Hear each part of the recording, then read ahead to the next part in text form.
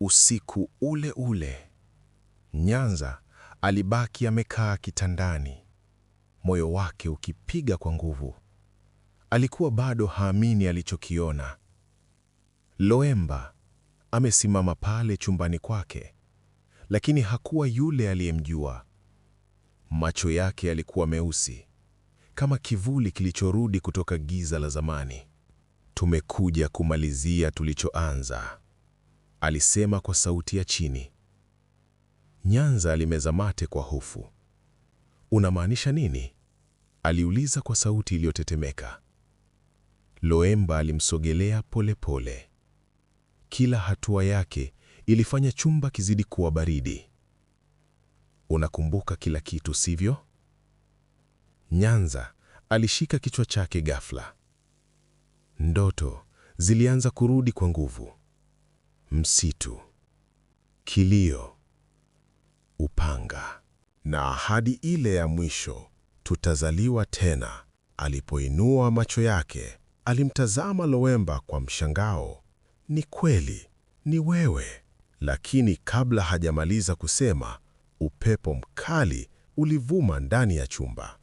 Mishumaa ikazimika, na kwa sekunde chache, kivuli kikubwa kilionekana nyuma ya Loemba. Kivuli hicho hakikuwa cha kawaida. Kilikuwa kinaonekana kama kitu kilicho hai. "Si mimi peke yangu nimerudi," Loemba alisema polepole. Nyanza alihisi baridi ikipenya mwilini mwake. "Ni nini hicho?" aliuliza kwa hofu. Loemba hakujibu. Alitoweka ghafla. Chumba kikabaki kimya. Asubuhi iliyofuata, kijiji kizima kilikuwa katika hali ya hofu. Mifugo ilikuwa imepotea usiku, na baadhi ya watu walisema walisikia sauti zisizo za kawaida msituni. Wazee wa kijiji walikusanyika. "Kuna kitu kimerudi," mmoja wao alisema kwa sauti nzito. Nyanza alikuwa amekaa pembeni, akijaribu kuficha ukweli aliyoujua, lakini ndani ya moyo wake alijua laana ilikuwa imerudi. Usiku ulipofika tena, Nyanza aliamua kwenda msituni. Safari hii hakutaka kukimbia tena.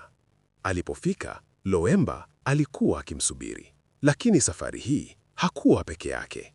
Kivuli kile kilikuwa nyuma yake, kikitembea kama moshi mweusi unaoishi. "Unakiona sasa?" Loemba alisema. Nyanza alitetemeka. "Kimekuja kwa sababu yetu," aliendelea kusema.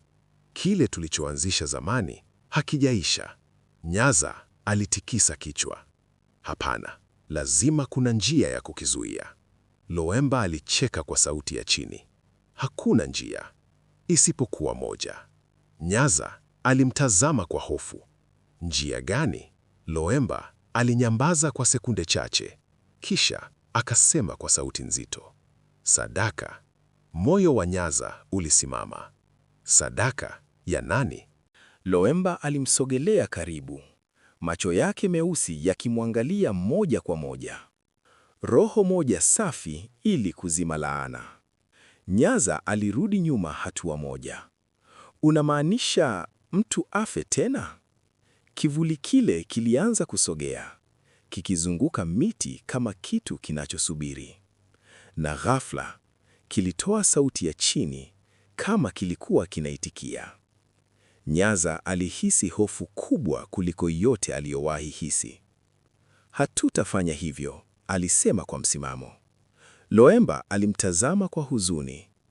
"Basi laana itaendelea, na safari hii haitasimama." Ghafla, kilio kilisikika kutoka kijijini.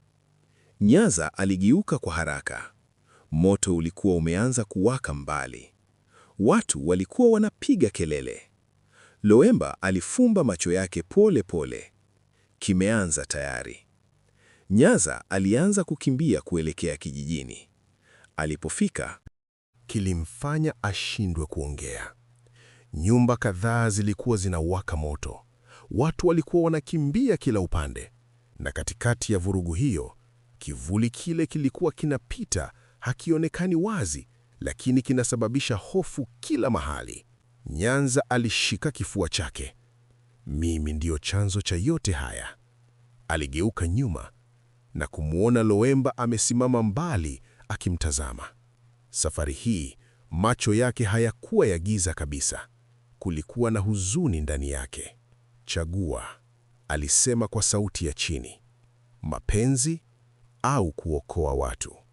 Machozi yalitiririka kwenye uso wa Nyanza. Kwa mara nyingine tena, alikuwa anatakiwa kufanya uamuzi ule ule, lakini safari hii matokeo yangekuwa mabaya zaidi. Usiku huo, Nyanza alitoweka kijijini. Hakuna aliyejua alipoenda. Na Lowemba alikuwa amesimama peke yake msituni, akiangalia anga la giza. Kivuli kile kilisimama nyuma yake, kikisubiri.